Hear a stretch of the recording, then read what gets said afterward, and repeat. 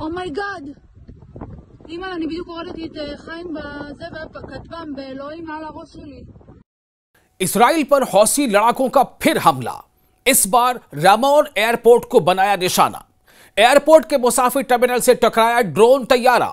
जी हां, तैयारियों के यानी जितनी भी तैयारियां हैं हौसी की, वो लगातार यानी जब से हौसियों ने ये इंतबाह दिया है, ये वार्निंग दी है, उसके बाद से हर दिन वो इसराइल पर हमले कर रहे हैं।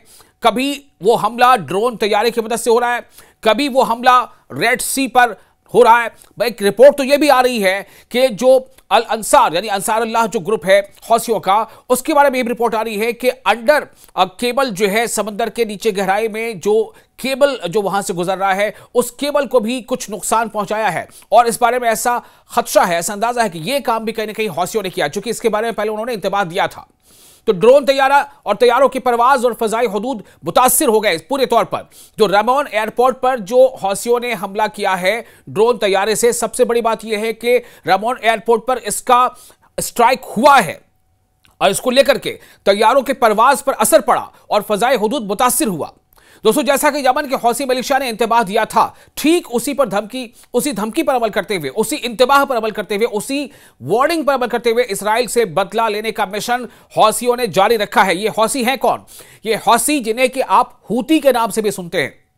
दरअसल जो अरबी लफ्ज है वो हौसी है, जिन्हें इंग्लिश में जब वो लिखा जाता है तो हूती लिखा जाता है, लेकिन असल वो लफ्ज है हौसी। तो ये हौसी बागी जो है ये उनको रेबल कहा जाता है, जबकि ये खुद को जो है एक फाइटर ग्रुप कहते हैं। उनका कहना है कि हम जो है सच्चाई के साथ हैं, हम हक के साथ हैं, हम वो ग्रुप हैं जो हम हक के साथ हैं, हम अंसारुल्लाह हैं। तो ये जो अंसारुल्लाह जो इनका अपना एक ग्रुप है, उसमें हौसियों ने यह कह रखा है, जो उसके मिलिशिया के जो तर्जुमान है यहया सारी, उन्होंने भी इंतबाह दिया था कि हम लगातार इसराइल के अहदाफ को निशाना बनाएंगे, हम इसराइल की जो मफादात हैं उन पर अटैक करेंगे, चाहे वो रेड सी में हो। अगर रेड सी से होकर के इसराइल का कोई भी जहाज गुजरता है या किसी भी देश का जहाज वो इसराइल के लिए अगर कुछ माल बरदार या हथियार या कुछ भी लेकर गुजरता है तो उसे भी निशाना बनाएंगे। और ऐसा सिर्फ कहा नहीं, उन्होंने निशाना बनाया भी। एक दो नहीं, तीन चार बार रेड सी पर उन्होंने अटैक किया है। ये जो ताजा हमला आपको हम बता रहे हैं, ये सिर्फ बिल्कुल सबसे ताजा हमला है जिसमें ड्रोन तैयारी से हौसियों ने स्ट्राइक किया है और इसराइल के जो रामोन एयरपोर्ट है उस पर निशाना साधा। यह निशाना वहां जाकर लगा। नतीजा यह हुआ कि रामोन एयरपोर्ट का जो तैयारों की परवाज का पूरा शेड्यूल था वो तितर बितर हो गया, परवाजें रोकनी पड़ी और फजाई हुदूद पर इसका असर पड़ा।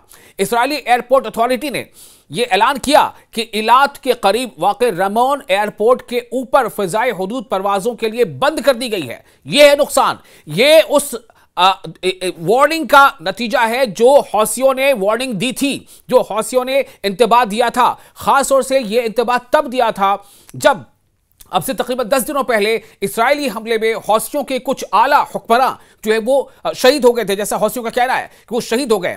ताहम इस इक़दाम की कोई वजह नहीं बताया कि क्यों हुआ है। कई ऐसी एजेंसीज हैं जो इस बारे में रिपोर्ट कर रही हैं। वो बता रही हैं कि यमन में हौसियों की जानिब से भेजा जाने वाला एक ड्रोन तैयारा इसराइली एयरपोर्ट के मुसाफिर टर्मिनल यानी पैसेंजर टर्मिनल से टकरा गया, जिसके बाद हुक्काम ने हंगामी इक़दाम किए। इन इक़दाम में परवाज़ों की मुअत्तली यानी कि जितने भी वहां पर परवाज जो शेड्यूल्ड फ्लाइट थी उन्हें सस्पेंड करना पड़ा और बाज़ मकामात को खाली कराना भी पड़ा है। उस रामोन एयरपोर्ट से कई जगहों को खाली कराना पड़ा है और जो भी लोग वहां आसपास थे, चाहे वो अमला था या पैसेंजर्स थे, उनमें जबरदस्त अफरा तफरी फैल गई। कई रिपोर्ट्स, कई मकामी वेबसाइट ने भी इस रिपोर्ट को शाया किया है। ऐसी ही एक रिपोर्ट है, वेबसाइट है वाइडेट, उसने इसराइली फौज के हवाले से बताया कि वो इन इत्तलात की छानबीन कर रही है जिनमें कहा गया है कि एक ड्रोन एयरपोर्ट के अंदर गिरकर तबाह हुआ। चूंकि जो तस्वीरें आई हैं उससे भी यह जाहिर हो रहा है कि दरअसल ये हमला हुआ और ये हमला किसने किया, हौसियों ने कहा। अल मलिक अल हौसी उन्होंने भी इस बात का एहसास कराया था और जो हौसियों के जो मिलिट्री तर्जुमान है यहया सारी, उनका भी कहना था कि हम लगातार हमले करेंगे। तो ये हमले का यानी उनके बदले के दिन का पांचवा छठा हमला है, पांचवा छठा ये कार्रवाई वो कर रहे हैं। इससे पहले भी उन्होंने ड्रोन से हमले किए थे, हालांकि कई बार ऐसा हुआ है, इस पर कोई शक नहीं है। जो रिपोर्ट्स आई उसके मुताबिक हौसियों ने जो ड्रोन भेजा या जो मिसाइल दागे, तो कई बार ऐसा भी हुआ है कि कुछ मिसाइल इंटरसेप्ट कर लिए गए, कुछ ड्रोन इंटरसेप्ट कर लिए गए, चूंकि इसराइल के पास टेक्नोलॉजी है, लेकिन कई बार यह टेक्नोलॉजी फेल साबित हुई है।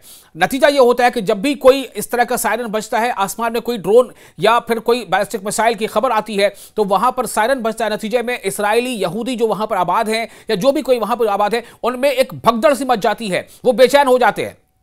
तेल अवीव, जी आपको पता है तेल अवीव क्या है, जो इस्राएल की राजधानी है, दारुल हुकूमत है। तेल अवीव ने ताहाल न तो नुकसान की तफसीलात जारी की है, न किसी जानी नुकसान की तस्दीक की है, लेकिन रिपोर्ट्स ऐसी आ रही है कि वहां पर इसका जबरदस्त नुकसान पहुंचा है। नुकसान के बारे में जहां तक बात है, आपने इससे पहले भी कई बार हमने आपको बताया है कि कैसे सच्चाई बाद में खुलती है, क्योंकि इस्राएल ने वहां पर एक ऐसे रूल्स, ऐसे जो वहां पर नियम लागू कर रखे हैं कि वहां से जानकारी सीधे तौर पर वो चाहती है, इस्राएल की कोशिश होती है कि जानकारी खासतौर से जो उसको नुकसान होता है उसकी जानकारी दुनिया तक ना पहुंचे। ये लगातार कोशिश होती है। आप देखिए लगातार इस्राएल ये कहता रहा है कि हमने अस्पतालों को निशाना नहीं बनाया, हमने सहाफियों को यानी जो जर्नलिस्ट है उन्हें निशाना नहीं बनाया, लेकिन गजा के बारे में क्या खबर आती है कि गजा में आए दिन जर्नलिस्ट को मारा जा रहा है। वहां तक इस्राएली हमलों में अब तक जो अक्टूबर 2023 से हमले शुरू हुए हैं इस्राएल के, उस हमले में अब तक कम से कम 300 के आसपास ये आदाद शुमार पहुंचते हैं कि लगभग 300 के आसपास जो सहाफी है, जर्नलिस्ट है, उनको मारा गया है। ये इस्राएल के हमले मारे गए हैं। तो इससे कबल फौजी ज़राए ने बताया था कि यमन से हौसियों ने इस्राएल की जानिब 3 ड्रोन तैयारे भेजे, जिसमें से एक रेमोन एयरपोर्ट पर जाकर टकराया, उससे वहां नुकसान पहुंचा। और आपको ये भी बता दें कि इतना ही नहीं, इस्राएल की परेशानी में इजाफा और भी कई वजहों से हो रहा है।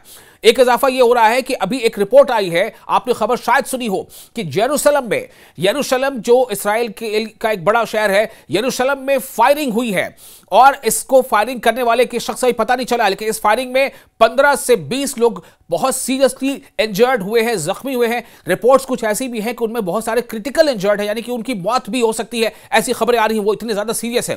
तो ये जो फायरिंग का वाकया हुआ, ये यरूशलेम में हुआ है। इससे पहले कई बार हमने ऐसे वाकयात देखे हैं, पढ़े हैं, रिपोर्ट्स आपको हमने दिखाई भी हैं। उसमें कई बार ऐसा हुआ था कि इस्राएल के शहर के बीचों बीच कहीं पर कोई ट्रक जो है अचानक भीड़ में घुस जाता है। पता चला बाद में कि जो ड्राइवर था वो फलस्तीनी था। दरअसल फलस्तीन के लोग कोई ऐसा मौका नहीं छोड़ रहे हैं कि अपने दुश्मन से बदला लेने का। एक तरफ जहां इस्राएल लगातार इस्राएल जो है वो अभी कहत साली को बढ़ावा दे रहा है, वहां पर फेंसिंग पर जो एड्स के ट्रक है उनको गजा के अंदर दाखिल होने नहीं दे रहा है, जिसके नतीजे में वहां पर कहत बर्पा हो गया है, वहां पर स्टार्वेशन है। गजा के लोग जो है वो भूखों परेशान है, भूख से भी कई लोगों की मौतें हो गई हैं। और इसी बीच इस्राएल ने जो बहुत स्काई टावर्स जैसे उनको भी निशाना बनाया है।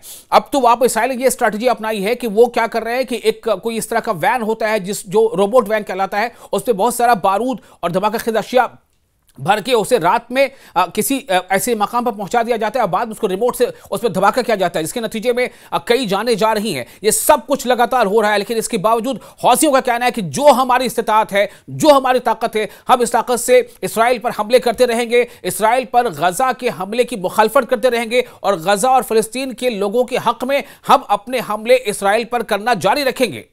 Oh my God. אימא, אני בדיוק קוראת את חיים בזה וכתבם באלוהים על הראש שלי.